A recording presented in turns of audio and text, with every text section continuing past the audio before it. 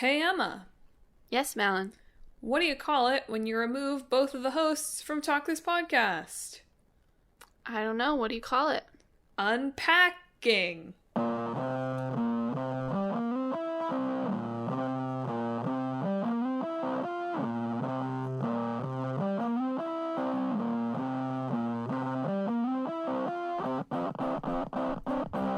Hello and welcome to Talk This. It's dangerous to podcast alone. See, it's a joke about our last name. Yeah. Deep cut. Deep cut. I guess. Or very shallow cut, depending. Yeah, I guess so. Well, listeners, thanks for tuning in to this week's show. I'm your host, Madelyn Paquette. Madelyn Packet, as I call myself anytime I have to pack boxes. I'm your spooky host, Emma. Emma Spooky is her name. Mm-hmm. And this week on the show, we're going to be talking about Fatal Frame and Unpacking. So, the mashup is going to be like sad and scary. Yeah. Just like Unpacking is in real life. It is. I'm glad that we didn't pick this game. It's been in the hat for a little while, I think, right? Yeah. I'm glad that we picked it with enough distance from my actual real life move. Yeah. When it came out, and everyone was kind of hyping it up, I was like, "Oh, this seems like an interesting game, and I would like to play it." However, there are still unpacked boxes. I mean, I'm looking at the art that I still haven't put on the walls in my house. It's a lot easier when you're in an isomorphic world to hang it straight. Yes. There's still the puzzle-solving element, but you do not have to do the physical lifting of things out of the boxes. That is very true. Yes. But I'll save my thoughts on unpacking for a later part of the episode. For now, let's start with Fatal Frame. So, Fatal Frame has come up, I guess, in the context of, like, it must have come up when we talked about Umurangi, maybe, or Pokemon Snap. There's been a lot of photography games in the past year on the podcast, by which I mean there have been 2. Yes. And we talked about photos in games. Yes. So 3 whole episodes on that. That's a lot. I've got 30 cents. But Fatal Frame, known as Zero in Japan and Project Zero in Europe, from that era where things still had different titles in different regions. Sometimes they still do. Name a game that has a different title in a different region. Yakuza. That's changing now, though, right? They're not changing the subtitle. But, like, it wasn't like a dragon in Japan, was it? It wasn't Yakuza either, though. I don't remember what they called it. Okay, fair enough. I'll grant you that one, but that's also a series that started in the early aughts. So it's a legacy case, not a new case. You're right. It is a lot of legacy cases as opposed to new cases. You're correct there. Anyway, Fatal Frame is from Tecmo. Came out in 2001 in Japan and 2002 in the West for PlayStation 2.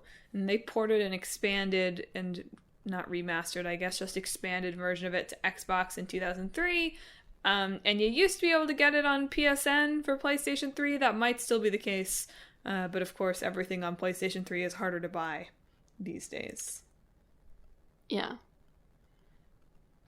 So I feel like this must be some sort of false memory because I think I've brought it up before to both you and Dad, and you've both been like, I don't know what the heck you're talking about. Okay. But I swear we had the first Fatal Frame installed on the computer at Granddad's, and we played it like once or twice. But see, that can't be right because I don't think it came to PC. It is. I'm looking at it. Oh, okay. I'm looking at the Wikipedia entry. Although maybe not the first one. Let me see. It definitely has it listed under the series. So maybe it wasn't the first one, but I remember having a Fatal Frame installed on Granddad's computer. I believe you, I guess. I don't have any memory of this, but I believe you. Did it scar you? Is that why you remember it? No, I don't think so. I just have a memory of like it's like a creepy mansion and you have to take pictures of the ghosts that are coming at you. And it's very that clearly does sound like Fatal in, Frame. like, yeah, it's like very clearly in the office there. But yeah, I guess I don't know. It doesn't seem like, you're right. Looking at the early ones, they're all just PS2 and Xbox. So it must not be real. Or maybe it was a copy. It was a clone. You might be thinking of Luigi's Mansion. No, I'm just kidding. It definitely wasn't Luigi's Mansion. Which also, I'm pretty sure, is not on PC. That's fair. I think it's really funny that this game and the original Luigi's Mansion came out in the same year. Because, like, what wildly different takes on, like, person goes into a haunted mansion and doesn't really do combat. Fun fact, Fatal Frame 4, which is not called that because it never came out outside of Japan, but does have, once you beat the game, you can dress up your character either as Zero Suit Samus or Luigi. Oh, is it Luigi? That's really funny. Yeah. Because that was the one, Nintendo bought the publishing rights starting then, I think. Yes. Fatal Frame 5 has Zero Suit Samus and Princess Zelda, I'm pretty sure, which is much less exciting. Yeah, those are the Western costumes, yes. Yeah. Bring back the Luigi bikini. Anyway, Fatal Frame, if you're not aware of it, it's a survival horror game. And the frame referred to is the frame of a camera display. Yes.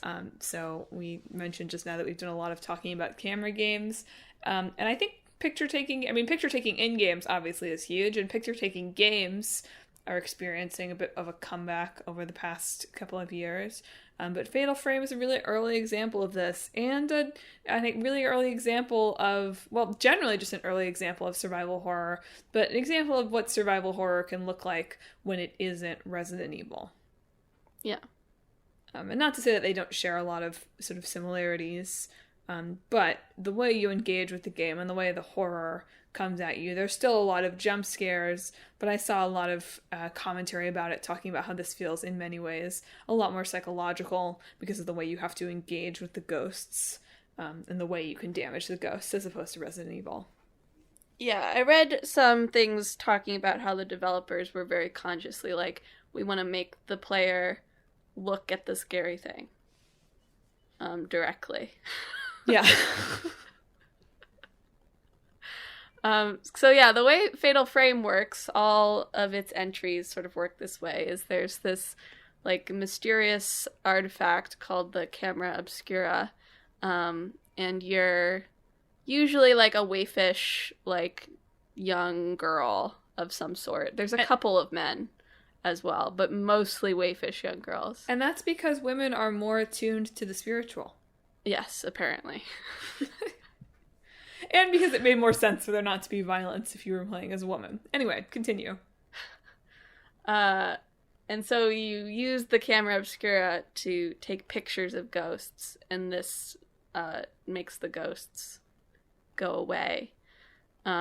Which is sort of, apparently it was sort of drawn from, there's various, like, beliefs that, like, taking a picture can, like, suck your soul out, for instance. Right. Okay, that makes sense. Yeah. So it's sort of drawn from that. As well as from just creator Makoto Shibata's own like ghost experiences, of which he's had many, apparently. So man's very haunted. If you were developing horror games for a living, you would probably see a few ghosts here and there getting back late from the office. Yeah. I read a few different things that all had, like, various different accounts of, like, how haunted, like, his own ghost experiences and the development team being haunted. So who knows how much of it is actually true. But if you go looking, you can see, like, development things of, like, the first Fatal Frame, of, like, accounts of people wearing, like, protective talismans to work, and, like, someone wanted to do, like, a cleansing of the work staff, but Shibata was like, no, we're not cleansing us of ghosts. Well, they need the ghosts. Yeah, and like spooky computer noises and stuff like that. I get spooked by noises my computer makes sometimes too, so I can sympathize with that. Yeah. So the original Fatal Frame, in fact, all of the Fatal Frames are set in the 80s, or 4 might even be earlier than that. Although, again, yes. 4 is the first one chronologically. Yeah. So they're all set in the 80s, which is because they didn't want cell phones. Which, to be honest, is a major hurdle, I think, for any horror story that you are trying to tell. Yeah. Really for any story. I mean, go back and read the My Hero blogs where every episode of the last season I'm like, he's got a phone, why isn't he using the phone? He's got a phone, why isn't he using the phone? Cell phones just like really are kind of like, yeah, they're story ruiners, absolutely. Yeah. But I just thought that was funny. I was like, oh, they picked, like, originally it was going to be present day, and then they were like, wait a minute, cell phones. And that was even before there were phone cameras. Phone cameras would really ruin Fatal Frame. Yeah. Not that my phone camera can capture anything when the light is more than partly cloudy. But, you know, these people probably have nicer phones. You know, in the 80s, my phone would have been cutting edge. Anyway, yeah. Fatal Frame is set in 1986. It's about siblings Miku and Maifuyu Hinasaki. And Maifuyu disappears. He's searching for his tutor, who's like also a famous author, in a haunted mansion. And so, as one does, when one's brother disappears in a haunted mansion, Miku goes to find him. And so, throughout her time there, she has to fight off these hostile ghosts, learn more about what happened at the mansion, and hopefully rescue her brother. Mm-hmm. Spooky. It is spooky. All of the Fatal Frames are, like, their haunting stories are supremely effed up. Yeah. I feel like it's also important to lay out. Like, the reason the ghosts are there is because some old people were doing some really heinous stuff. Yeah. Fatal Frame 1 is at least just like, it's a dark ritual that went wrong. It's like, it's a ritual that was supposed to protect the world that went wrong. Sure, they're usually to protect the world, I know. to be fair. But it involves, like, this one, like, involves blinding a girl and then also strangling a girl. I thought it was ripping her apart with rope. Maybe it's that. Yes. Anyway, you get the idea, listeners. It's like they have to put, like, a blinding mask on, which is not, like, a blindfold. It's, like, spikes that drive into your eyes. Oh, neat. Yeah. Great. And then that they have in to be, like... Mansion too, right? Yes. And then they have to be, like, ripped apart so that the hell mouth doesn't open, or whatever. Oh, it's the Hell Gate in this one. Whatever. The opening to hell. The Hell Chasm. But first, before they do that, they, like, lock them in, like, a tiny room where they can't see anyone so that they don't have any connections to the world. Because the reason that the last one went wrong and why some of these spooky things are happening now is because the girl did have an attachment to the world. Because they didn't do a good enough job, like, isolating her from all people, I guess. Apparently so, yeah. I'll dig into Madelyn's lore corner in a little bit, but expanding on the gameplay. So you have like a semi-fixed camera for most of your movement around the space. It's 2001. Sure, semi-fixed camera. But when you use the camera obscura, you move into first-person shooter mode. Haha. And at this point, the camera does in some ways act like a gun. Right? This is not... Well, you do have a limited amount of photos that you can take in Pokemon Snap, but they aren't ammo. They aren't photos that hurt the Pokemon. Well, maybe they are. The first game did sort of imply that the photos kind of hurt the Pokemon, didn't they? Anyway, let's stop thinking about the dark side of Pokemon Snap and how that's going to be the subject of Fatal Frame 6. Anyway, especially now that Nintendo owns it. The possibilities. But you have different, like, types of film that you can use in your camera that have different effects and do different things to ghosts. So you kind of have to pick up that film ammo as you go. And the way you do damage to ghosts is basically the better picture of them you get, the more damage that's done, all the way up to getting a fatal frame, which is if you catch them kind of like right as they're about to attack you, you stun them, and you get a bunch of free shots, and you do a bunch of damage. But of course, if you're going to do that, you have to be on edge, looking at the ghost, waiting for it to get right up close to you before you snap the picture. And that's scary. Yes. Between the first game and the second game, I saw some talks with Shibata and the development team where they were talking about like Fatal Frame did not do very well commercially, right? And a lot of that, like, he talked to a lot of people apparently that were like, I just didn't finish it because it was too scary and difficult. And so Fatal Frame 2, like, sort of takes the difficulty level down a little bit. Like, one thing that I think just one doesn't have this, but the rest of them do, is you do have an unlimited, like, your weakest photo doesn't have any sort of ammo or film. It's just unlimited, so that you never, like, get totally stuck having found yourself without film because you used it too liberally at the start. That would be good. I would not like to be without my ghost film in the Ghost Mansion. Yes. That being said, even though the series has never sold, like, super well commercially, from what I was reading, it still did better, at least most of the entries, than anyone really expected them to. I mean, sure, but also the best-selling one was the Japan exclusive one. Yeah, I know. Well, that's what I'm saying. The writing around this was confusing because it was like, it didn't sell that much, but also it was unexpectedly, well, I guess maybe it was that it was unexpectedly successful in the West.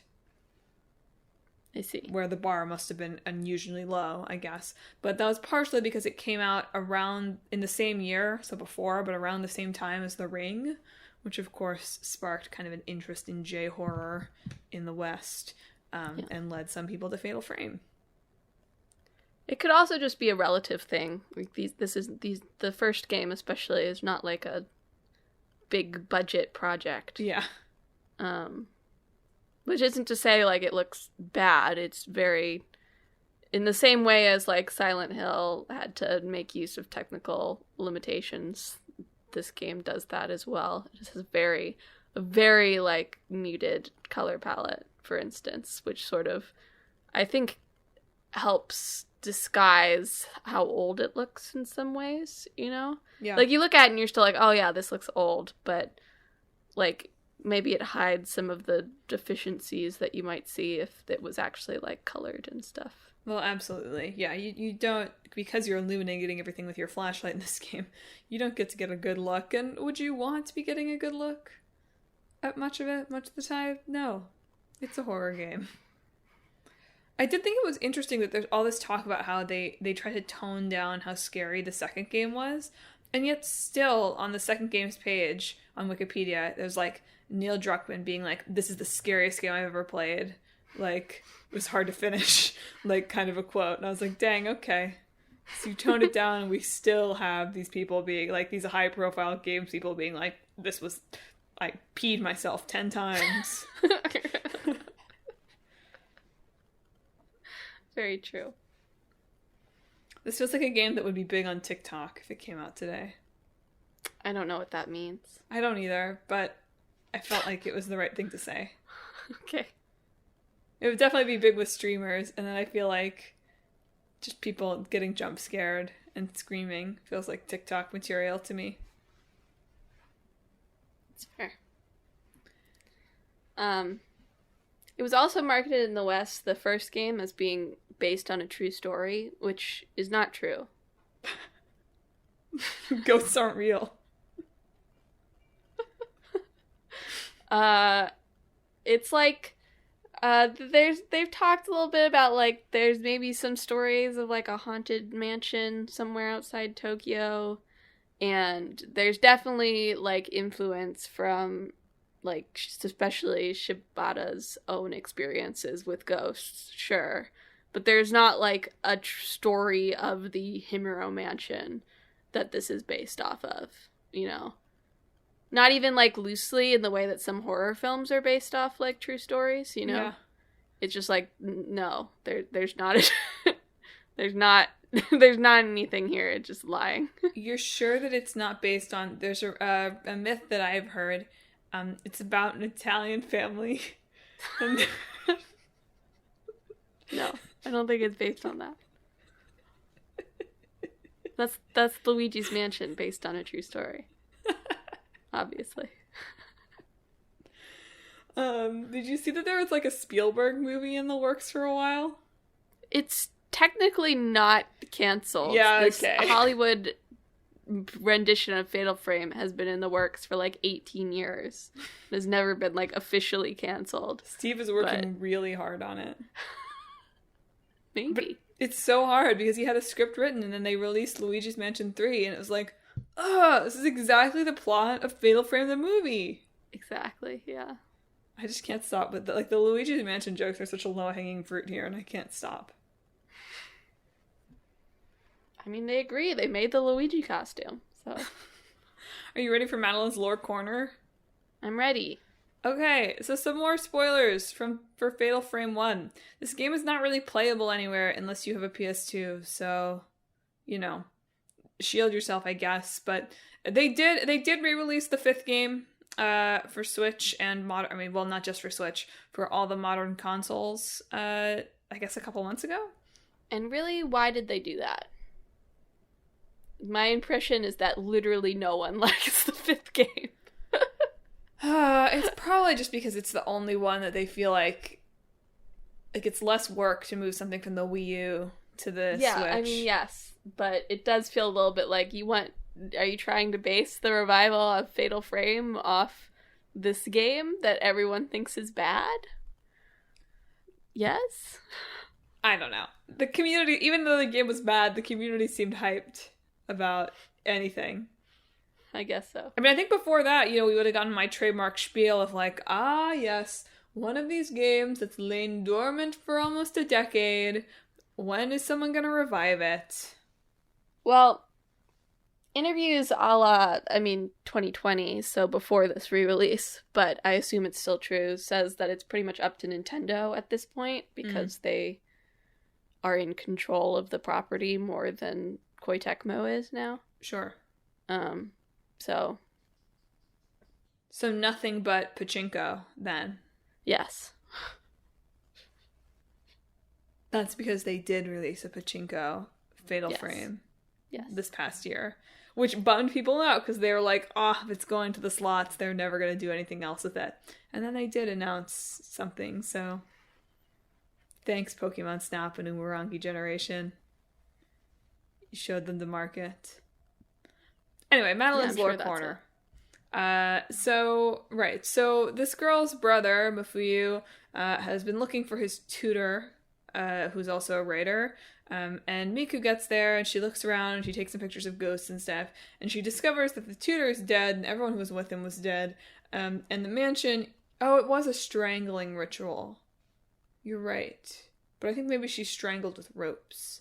Anyway, the mansion is the host to this sort of, I guess it's a dark ritual, but it's a ritual to keep darkness at bay, because they use this to kill a girl and seal the Hellgate with her blood to keep the undead and the malice, aka the darkness, from coming to the land of the living.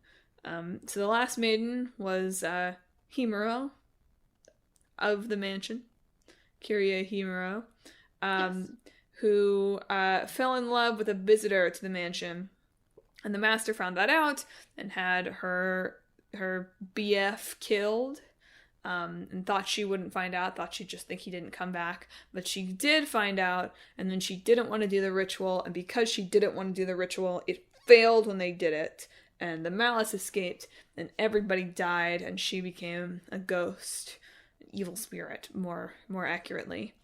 And so it turns out that Miku's brother has been captured because he looks a lot like the murdered visitor. And eventually Miku's able to calm down this angry, heartbroken ghost, strangled ghost, and have her accept her duty as the shrine maiden at the mansion, banishing the malice and keeping it at bay for eternity, says the plot synopsis, although there are 4 more Fatal Frame games, so... Those are different situations. I know. Still, though. Anyway, there are some different endings, the first of which is canon in that Miku is able to escape, but her brother stays behind. But if you play hard mode, they can both escape. And if you play on the Xbox, they can both escape. And Kiria's lover comes back to her as a ghost. Which is very heartwarming. Yeah. It does not jive with the canon of Fatal Frame for 3, The Tormented. No. The canon endings of Fatal Frame are just, they're the sad ones. Fatal. Yes. Anyway, in the sequel, Crimson Butterfly, which came out in 2003, this time it's like 2 twins in a creepy town who are also being possessed by the spirits of 2 sisters. So yes, they have a ritual where the older twin has to strangle the younger twin. A lot of strangling. Okay, so the first strangling ritual, they are ripped apart. They have ropes attached to their neck and their limbs, and they rip them apart. Cute. So, who knows why it's called the strangling ritual.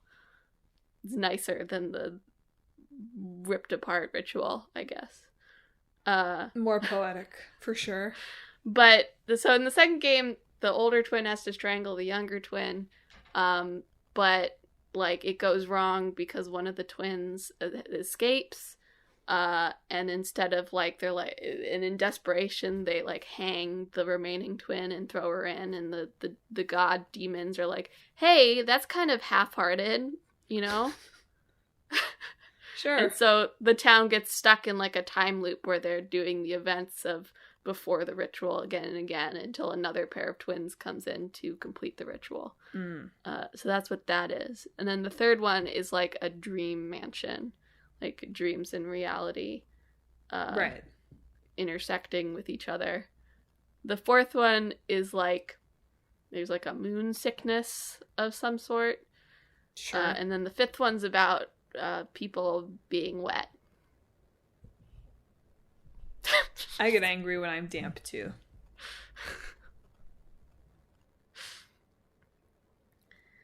There was some with I think Shibata again was just talking about how he like went to the beach and was like, I don't think any ghosts could come here. It's too dry. He's like it made him think about how like you need like sort of a heaviness to the air for ghosts to appear, which to be fair sounds legit. I believe it. You're right. That probably is how the ectoplasm kind of congeals. Moisture is spooky. Hot take. It did also have water because Nintendo wanted to show off like the graphical prowess of the Wii U. It was a powerful system. Also used the Dead or Alive engine, so there's a lot of bouncing. It also used, you took pictures using the gamepads. Yes. You'd think, by the way, that this being a series that's, well, in Japan it's called Zero, of course, but you'd think this being a series called Fatal Frame in the West, where the main gameplay mechanic is you shoot ghosts with a camera, you'd think that that would have been part of the original, idea of the game, but it was not. No. Originally, you were going to just kind of, avoid and repel the ghosts with light, and they realized they needed some kind of offense, and thus the camera was born. Yeah. But I think that's so funny. It was called funny. Zero, or Project Zero, because they were starting from zero, trying not to copy Silent Hill or Resident Evil when it came to making a survival horror franchise. And I think they succeeded. Unfortunately, they have not sold nearly as many games. Yes. Horror games just don't appeal to me. I can't watch horror movies, so I don't know how I would be expected to get through a horror game. Alan Wake was too scary for me, so... I just can't imagine opting on my own to play this game. Some of the kind of looking back stories I read about this of people kind of like either playing it and their friends were all watching or watching a friend play. I was like, okay, like I sort of understand the experience of that. In the same way as I guess I can sort of understand the experience of like, yeah, getting all your friends together and watching a horror movie. This just isn't something that I feel like I would ever be drawn to as an independent player. Why would I welcome that kind of negative spiritual energy into my life? Well, you don't like horror games, so Yeah, I know. The intended audience anyway. I just want, listener, if you like horror games, I want you to write in and kind of explain to me what about that experience that you like. I don't like being scared. I tend to try to avoid that in my life. Speaking of things we try to avoid. There we go. Unpacking. So Unpacking is a 2021 game from Witchbeam, published by Humble, for computers, the Nintendo Switch, and the Xbox One. And you unpack boxes. That's the game. Yes. Yes, more specifically, you're a character, a female character of some sort, and you go through significant events in her life as she moves into different locations, and unpack her belongings, and you have to make things fit where they go. So there's a sort of puzzle solving thing where you have to figure out where things actually fit in the room. So this is a game that I played, as you probably guessed from me being like, why would anyone play a horror game 30 seconds ago? This is the game that I played this time. I've played through 5 of what I hear are 8 of the levels, so more than halfway through. I'm enjoying it so far. It's nice. It's soothing. It's definitely an interesting way of storytelling.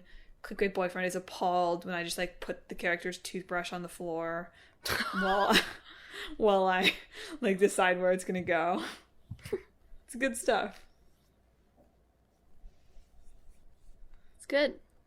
I'm glad you put your toothbrush on the floor. Well, why would you, like, to be fair, why would you pack a toothbrush in the first place? Just buy a new toothbrush if you're moving. Surely you need to replace your toothbrush anyway. Why did you pack it in a box? That's fair. I have a lot of questions. Look, as I said, I moved apartments. I did the biggest, in so many ways, biggest apartment move of my life in this summer. And well, I guess maybe we packed like our thing of unused toothbrushes somewhere. I think I just threw out my toothbrush. And That's fair. Similarly, while I was reading an interview with the developer about some of the choices of like why certain things were in what boxes and that kind of thing that I can talk about, my impression as a player is that this character is not especially organized. There's always like 2 boxes that have randomly 1 pair of underwear in them. It's like, did you not label your boxes? Why are they specifically did not label the boxes? Yeah. Well, I get that. I understand that from the gameplay perspective. I'm analyzing the character now of I labeled each and every one of my boxes, even the one that said weeb stuff. And and because of that, I was able to, when I moved in, the movers were like, where do we put all the boxes? We can put them in the rooms they belong. And I was too embarrassed to do that, so I just had them put them all in the little office nook. But what's the point of them labeling it? Well, because I knew what was in them, and so I could decide what things to unpack when. Also, so that I didn't have boxes where it was like, 3 pairs of underwear and the kitchen pot. Sometimes you just gotta put things somewhere, you know? That's fair, and I sympathize with that with like little tchotchke things, or with just sort of like having clothes on top of your boxes to cushion things. I did plenty of that. Some of these boxes are just not packed in a way that makes sense. Don't pack your olive oil in with any of your clothes. You freaking dummy. Why is there a t-shirt in there? Add a nice smell, you know? Well, yeah, until there's oil all over it. And you ruined your t-shirt that you've brought with you from all of your apartments. Well, don't don't put in an open olive oil in there, for sure. Okay. Unclear whether it was open or closed. Also a big thing of, like, red wine vinegar. It's like, okay. Or balsamic vinegar. It's like, don't put this in with anything it's gonna stain. You moron. No wonder. Had a nice smell. A nice balsamic vinegar smell. Yeah, Authentic. smell of vinegar. That smells great. Love the smell of vinegar on my clothes. Yeah, why not, you know? Anyway, I thought it was interesting that this game was inspired by the real experiences of one of the developers' partners moving in with them and, like, how that felt game-like. And it was like, did packing and unpacking this summer feel like a game? Like, I guess kind of, but it felt like me doing all of the, like, dumb little side quests in Skyrim where I'm just kind of, like, doing them to get them out of the way. And also, Katamari Damacy is playing in the background, the soundtrack. That's probably pretty unique to my experience, to be honest, but I feel like it could improve anyone's moving experience. I think it's actually just a girlfriend-boyfriend team that made this game. There are a few other team members, but yeah, it's those people. Mm-hmm. I can't imagine moving into someone else's space, to be honest. Well, it seems like it sucks in this game. Well, it does. That was such a spot on. I won't spoil this game too much for folks who are listening. I'll just talk about it generally. But that was such a spot on dude apartment. Spot on design. Why did you show it to Clickbait Boyfriend? And he was like, yeah. I feel like this is like, Clickbait Boyfriend's dorm never looked like quite like this because, yeah, Clickbait Boyfriend was watching this. He was like, this guy's loaded. I'm like, this is a rich guy. Look at all of that. And then I was like, what's that thing on the, like, is that a bong on the shelf? He's like, that's a wine decanter, Madelyn. Same thing. Yeah, sure. They like both aerate whatever's in them, right? What? Am I wrong? I'm just trying to imagine you, like, serving me, like, a pass of wine. I'm like, here you go, it's a Cabernet.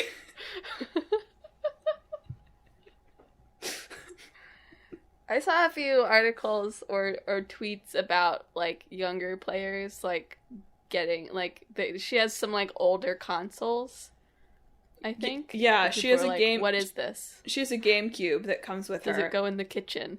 Yeah, the confusion of, what is it? Is it a rice cooker?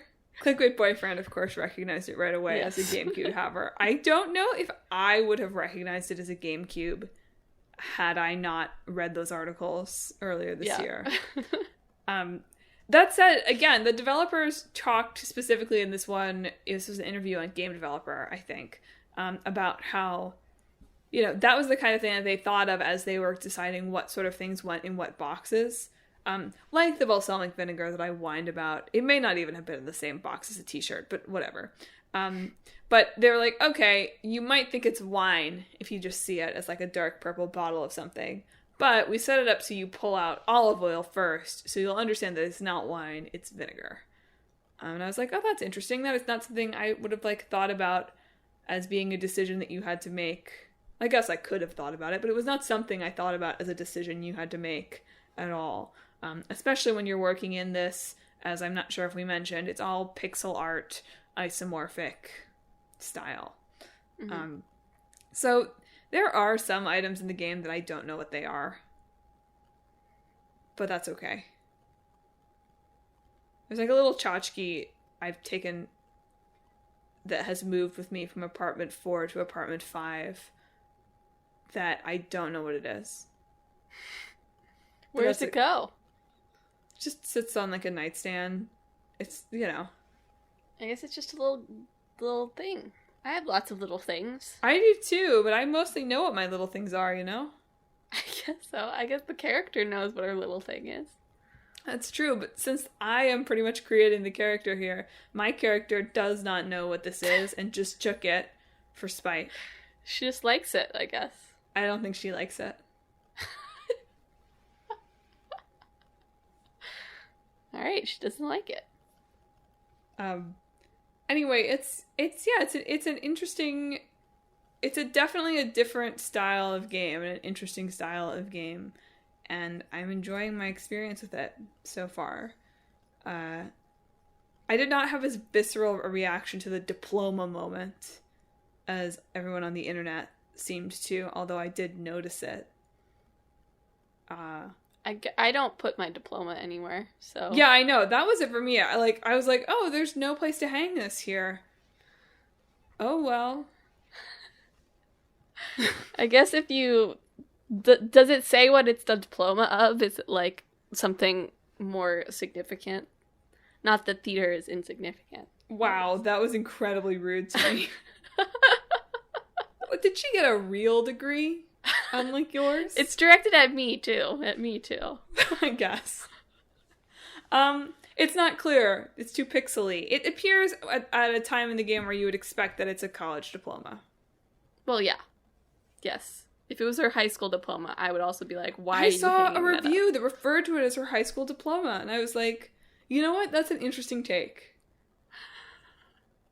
No, it's like, really, though. Like, that would be a character that's, like, maybe the first in her family to graduate from high school. Sure, yeah. I was like, that's an interesting take. That's definitely wrong, but it's interesting.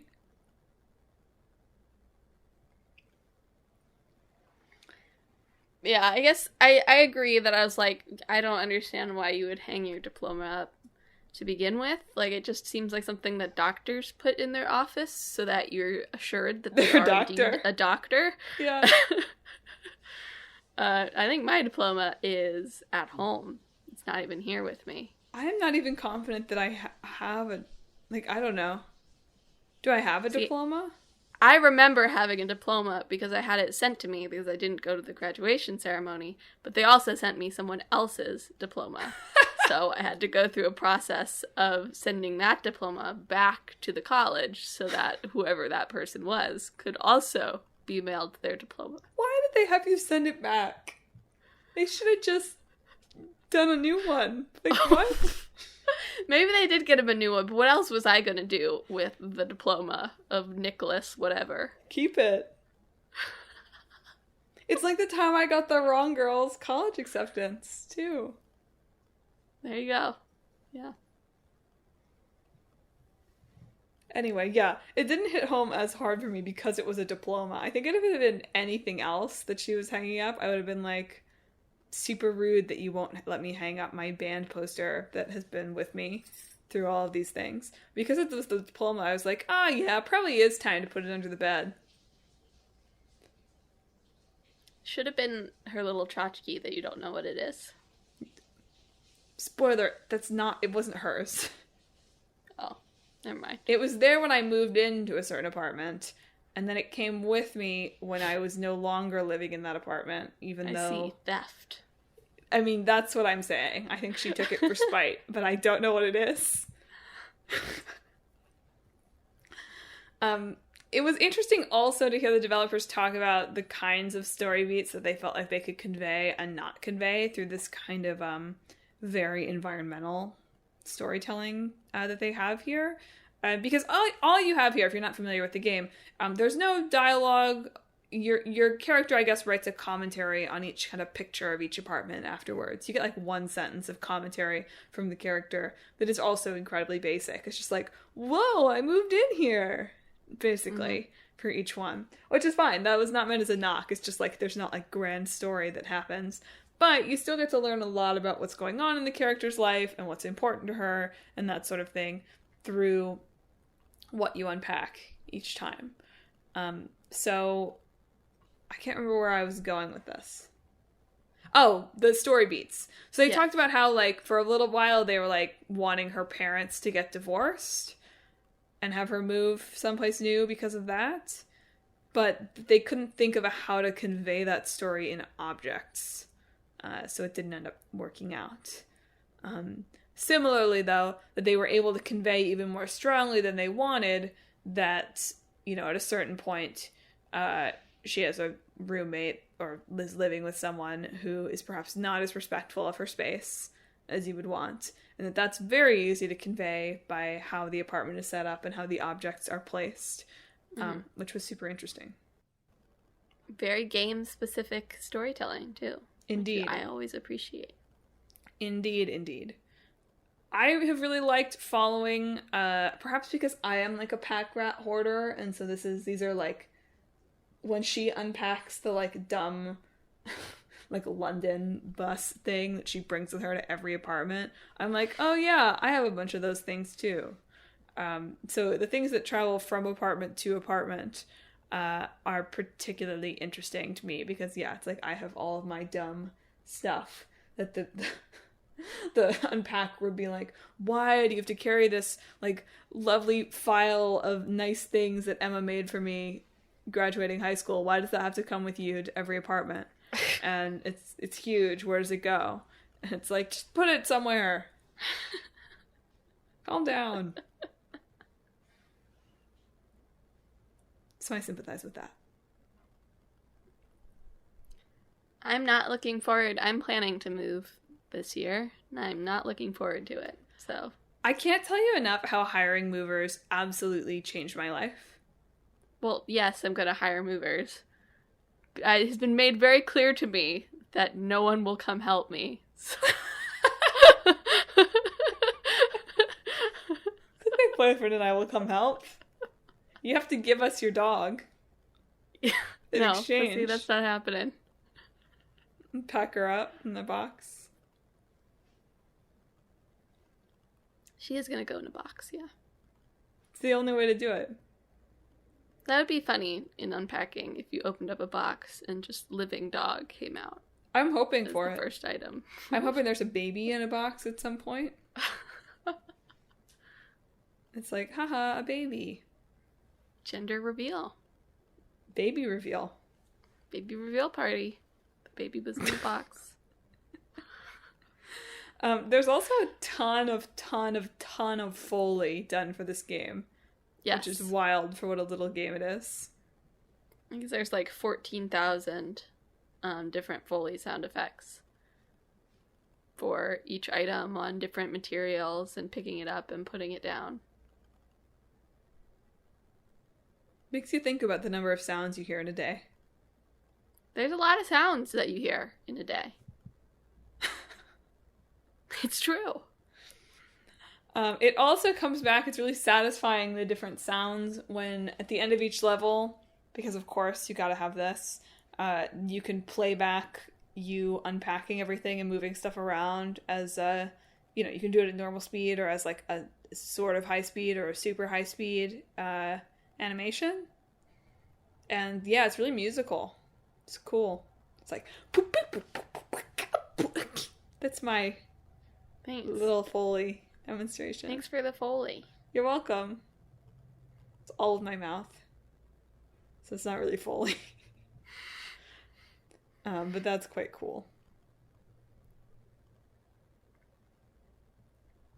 And isn't it cool they ported it to the App Store? No. What do you mean? It's called Unpacking Master. It looks just like the game. Yeah. They have taken it down now. Yeah. And apparently the developer reached out to them to apologize or well, just the publisher. Say they were confused. Or the publisher. They're like, we didn't do the research. We didn't realize. Which, I guess there's some universe where a publisher could have done that, but, where's the developer in all of this? That's true. Yeah. It doesn't make sense. It's definitely a lie, but I suppose there's a 1% chance that a publisher could have not been aware of Unpacking, even though it was on all sorts of, best of year-end lists, and, published this not knowing. The developers definitely knew, though. Yes, they did. If you had a level that was you unpacking stuff into your new Boston apartment, what would be in the boxes? Me? Yeah. Your What's the PlayStation question 5. again? If you were making a level for your for your upcoming move, what would be the boxes that you would put in to have people The know things PlayStation about 5 you? would be the thing that you would struggle to find a place for. What is this big nonsense machine that this person has? Unclear. Why is it as tall as her TV?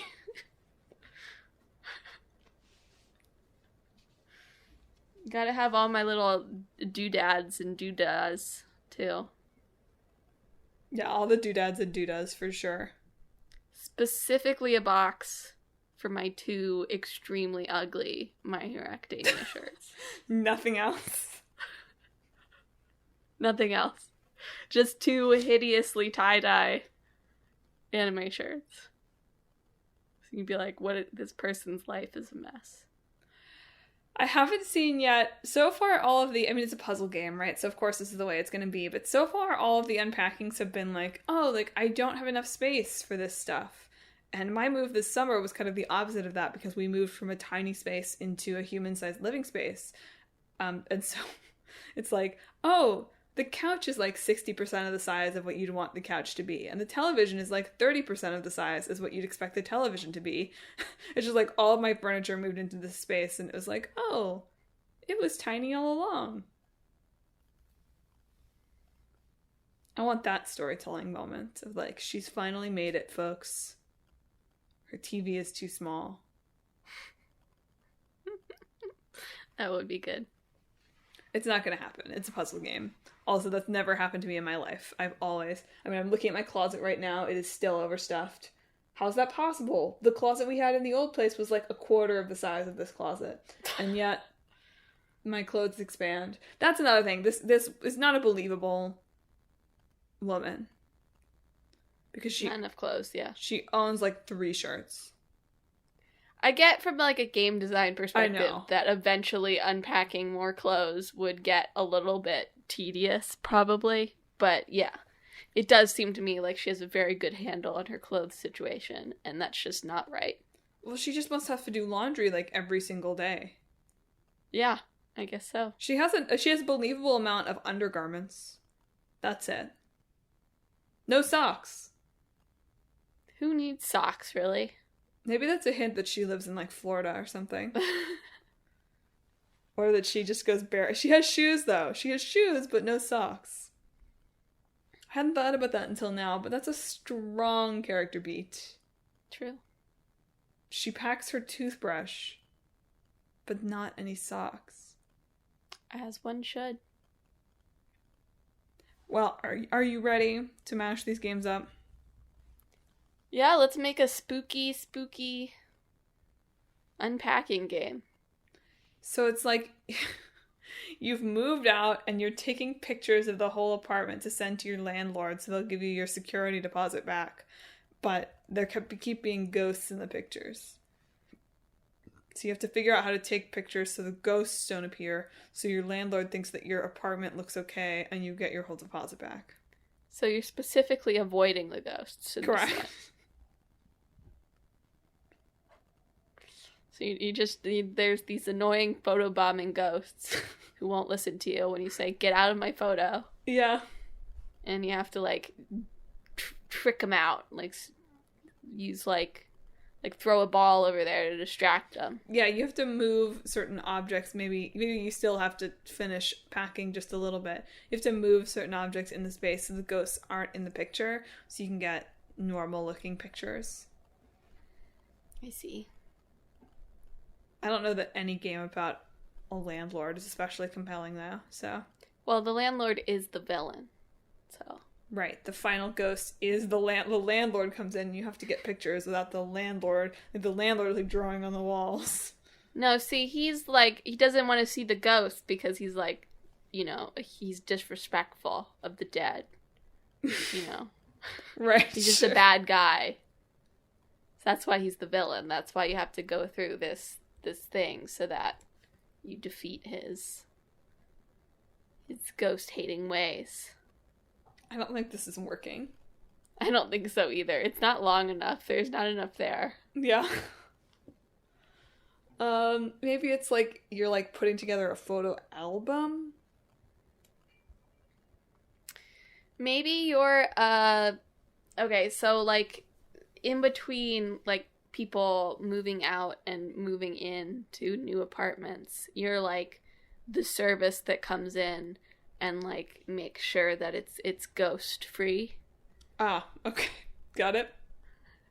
So like you have to make sure that like, you know, you're setting up like your wards and like your other exorcism type stuff Okay. in a way that will keep the ghosts out, but also won't bother the new residents, right? They won't even notice. Okay. This does sound like Luigi's Mansion to me. And while doing it, you have to, you know, fend off the ghosts that are trying to come get you because they want to live in this apartment now. The ghosts are just looking for free real estate, is basically what I'm saying. Do you have to get rid of the ghost, or do you have to... Like, some of the ghosts you might have to get rid of, right? But I'm wondering if there are some ghosts that you just need to set up to be benign. That's fine, too, You know what I mean? It's like you have to move the ghosts around, so it's like, okay, this person will live with the door that has the crack under it so that mice can get in. But they won't live with a window that won't close all the way. You know, you have to, like, look at these, like, move the ghosts around. Some of them you have to drive out, but maybe there's only a certain number that you can drive out. And so the puzzle is like, okay, which ghosts are not going to cause this deal to fall through?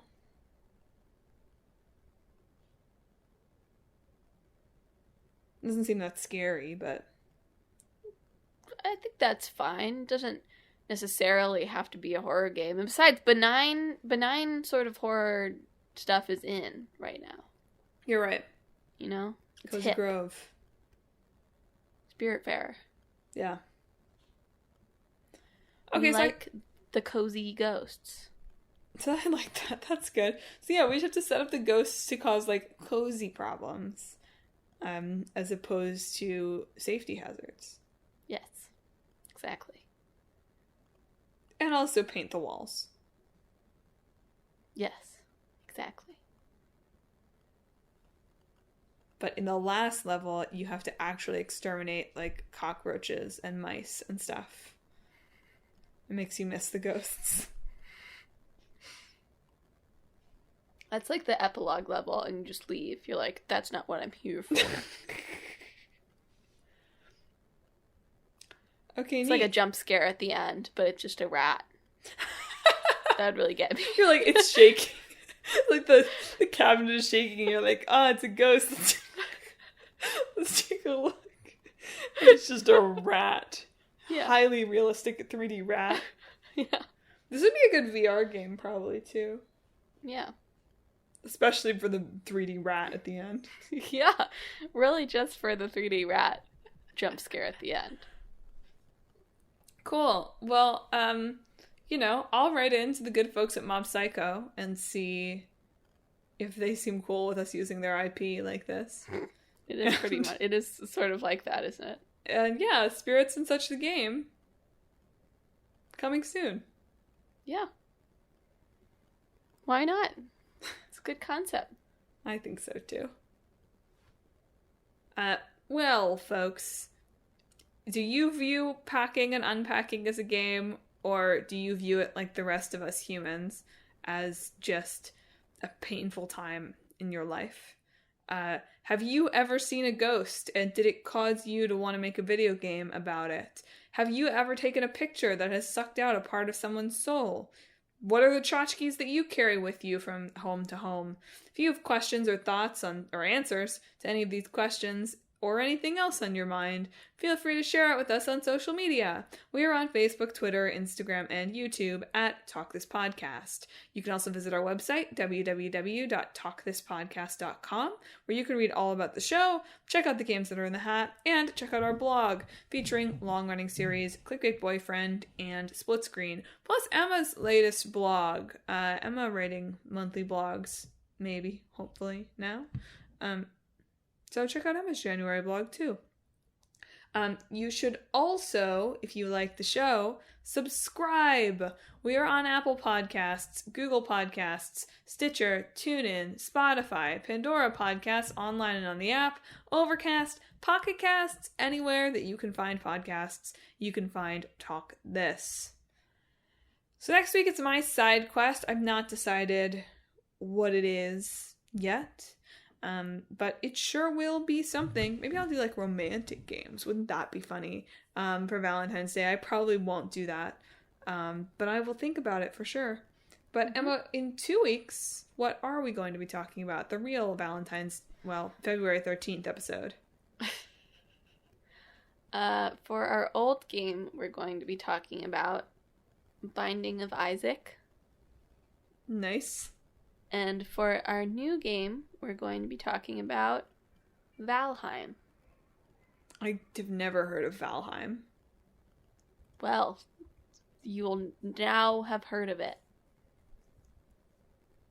Well, if you're excited to hear me flounder through these games in 2 weeks, tune in. Tune in for the next side quest. Tune in for the side quest after that. Tune in to talk this forever and ever into eternity. That's it for this week's show, folks. Thanks as always for listening. Emma, do you have an outro? This week, I hope all of your photos are apparition free.